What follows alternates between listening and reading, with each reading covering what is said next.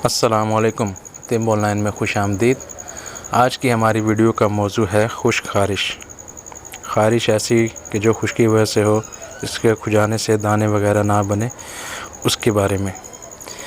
تو خارش کی وجوہات پر بات کر لیتے ہیں۔ خارش کی جو مین وجہ ہے وہ ہے الرجی، خشکی، صفائی کا خیال نہ رکھنا، اور چوتھی ہے خارش کی وبا۔ تو احتیاط آپ کو کیا کرنی چاہیے خارش کے دوران؟ کہ صفائی کا خیال رکھیں، بار بار کھجانے سے پرہیز کریں۔ اگر خشک خارش ہو تو صابن کا زیادہ استعمال نہ کریں، کیونکہ صابن بھی خشکی پیدا کرتا ہے۔ تو علاج کی بات کر لیتے ہیں۔ گندک آملہ سار چاہیے آپ کو 50 گرام، اور روغن تارا میرا 250 گرام یعنی 1 پاؤ۔ تو گندک آملہ سار کچھ اس طرح کی ہوتی ہے، اگر آپ کو نہیں پتہ تو دیکھ لیں۔ اب کرنا آپ نے یہ ہے کہ گندک کو آپ نے کھرل کرنا ہے یا باریک پیس لینا ہے، اور 1 پاؤ تارا میرا کے تیل میں آپ نے اسے اچھی طرح مکس کر دینا ہے،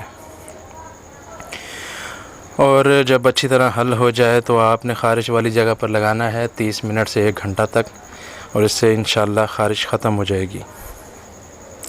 اگر چھوٹے بچوں کو خارش ہو تو تارا میرا کی جگہ سرسوں کا تیل ملا لیں، کیونکہ بچے جو ہے چبھن برداشت نہیں کر سکتے، تو سرسوں کا تیل صحیح رہے گا۔ تو سبسکرائب کریں ہمارے چینل کو۔